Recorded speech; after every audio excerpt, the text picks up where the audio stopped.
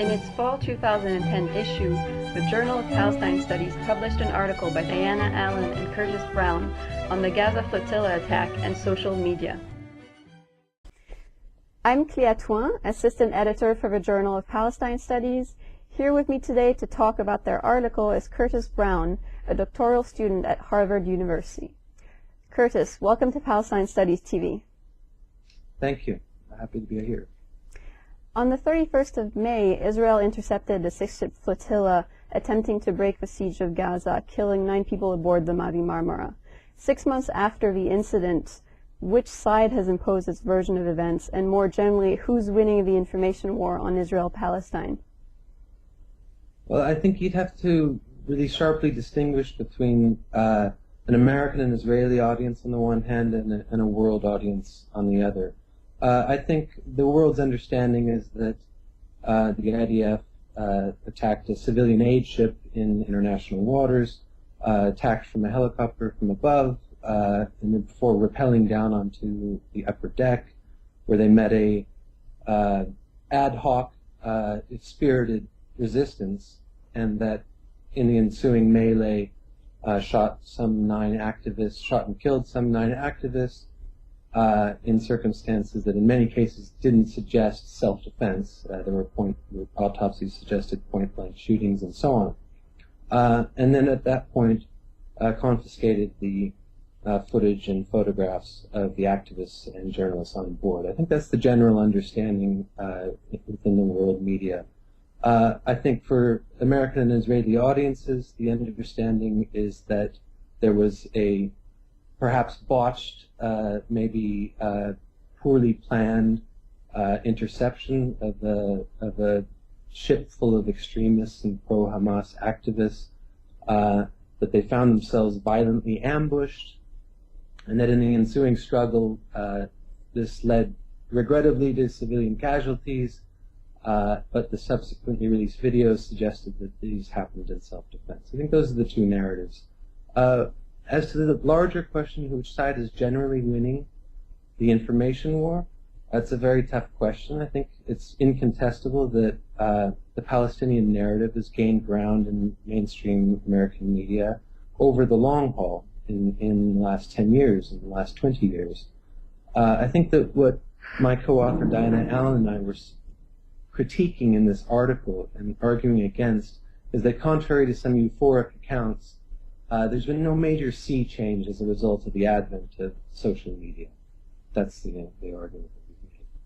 And what role does that social media play in the information war, and what role can it play in changing the mainstream narrative? I think that the role of social media, the role that progressive media activists are going to play, is the same role that progressive commentary, independent journalists, critical scholars have always played, which is to produce a dogged, patient, rigorous, but frequently marginalized form of discourse that has effects on mainstream understanding of the conflict, but they're slow, accretive effects. They take place over time. I think the idea that there's a sudden shift and it's being triggered by a media moment, that's the thing that doesn't bear scrutiny. And why then does Israel find it necessary to use social media to legitimize its actions, like it did with the Mavi Marmara, for example? Sure. Well, I think, first of all, any powerful state PR machine is going to deploy its resources into any medium that it can. But more to the point, I think we're not in this paper poo-pooing the importance of social media or its place in the media landscape, not per se. It may be central, it may be becoming even more central with time.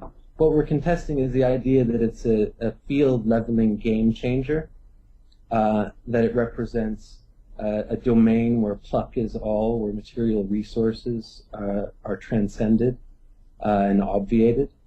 I think that's the idea that we're examining here. There was one pro-Israel commentator writing in Wired magazine, I think we quoted him in the article, who said that the flotilla aftermath proved that in the Israel-Palestine information war, the hashtag has replaced the $sign.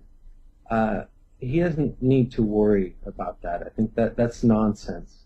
The machinery, the background machinery of propaganda is still there, and the world of social media exists within the larger ecosystem of the traditional media, and is subject to some of the same forces. And could you talk a little bit about the differences between the Israeli use of social media and the pro-Palestinian activism use of social media, and how those differences impact their effectiveness? I think that, well, one of the ideas that my co-author and I were critiquing, or examining with a certain amount of skepticism anyway, is the idea that social media is intrinsically leveling. To take one particularly salient example for the present case, the idea that because video is cheap to produce and free to distribute via YouTube, that therefore grassroots use of video clips by media activists can compete on a level playing field against a state PR apparatus with a well-oiled machine and an influential lobby. The videos of the Mavi Marmara attack, edited by the IDF, they were promoted by Israeli spokespeople, the commentators. They enjoyed almost kind of incessant reruns on American news cable stations. They existed against a background machinery of promotion. The footage of activists and independent journalists and so on, you could say then was promoted by progressive independent media, by Democracy Now! And so on. So, in other words, traditional pre-existing networks of influence, material resources, they determine to a great extent the reach, the impact of social media. And when large vested interests are involved, viral phenomena can rock the boat, but they're not going to capsize it. Now, more specifically to your question about the aesthetic use of by Israel of social media versus by grassroots pro-Palestinian activists, I think there's no question that Israel's use of social media, or sometimes called Web 2.0, is stodgy and stilted and didactic. The Mavi Marmara video clips released by the IDF, they have these very obtrusive captions telling you what you're supposed to be seeing. When humor is used, as in the Week on the World video, it's old-fashioned. The references are very dated. It's kind of, you could say it's kind of embarrassing. And in any case, it's out of key with the kind of rapid-fire snark and pop cultural referentiality that we tend to associate with a contemporary media vernacular, online, a kind of authentic online culture. It's out of key with that. I think that this is what's not fully appreciated, is that this is largely and ultimately an aesthetic question. And one of the things that we argue in this paper is that the awkwardness of Israel's use of social media, the apparent absurdity, for example, of the New York Embassy holding a press conference via Twitter, or having an internet warfare team commissioned by the Israeli government to pose as commentators on threads and so on. But this has produced overconfidence among pro-Palestinian activists.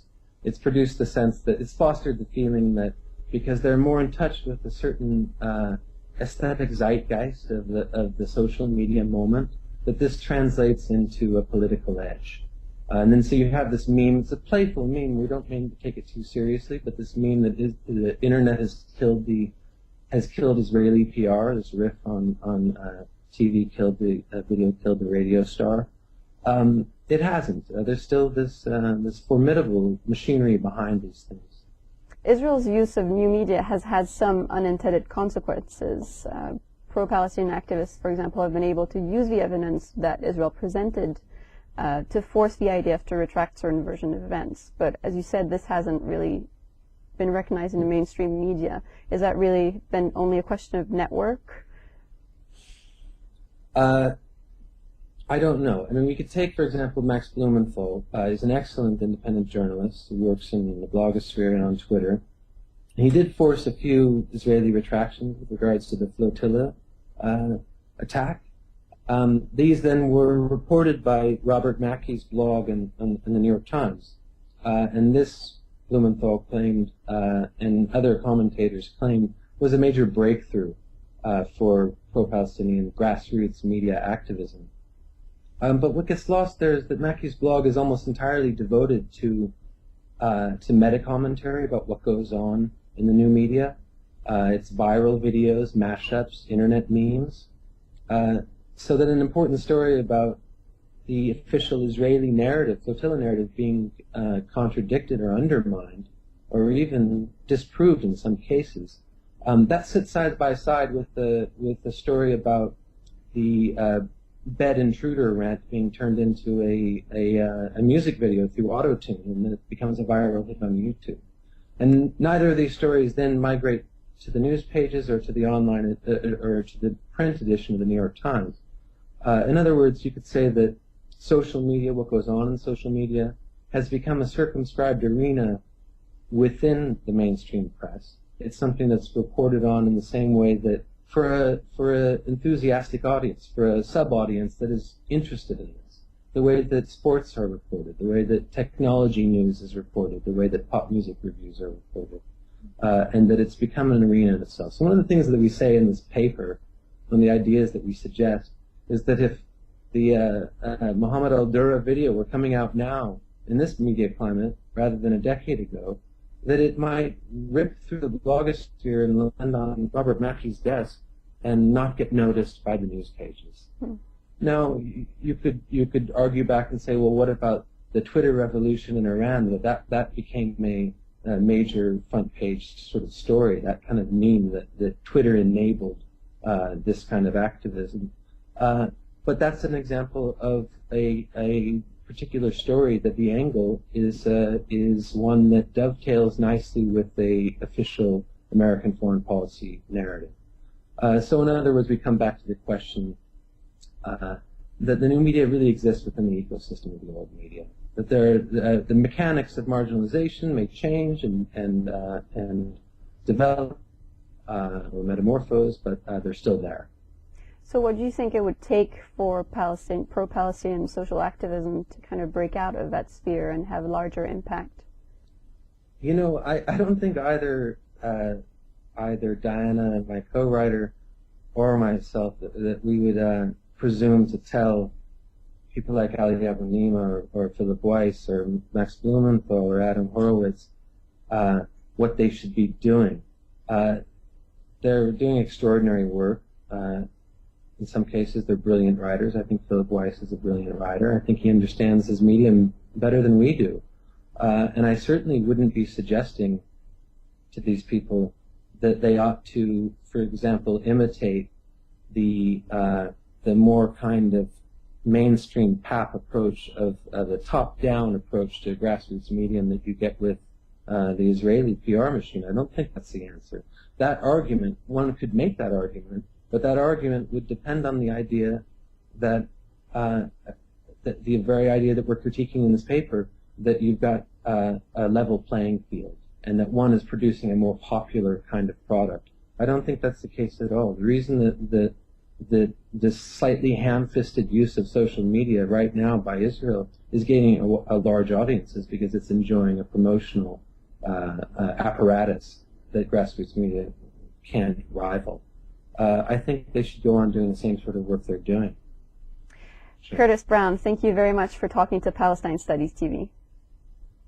Thank you for having me on the show. I enjoyed it.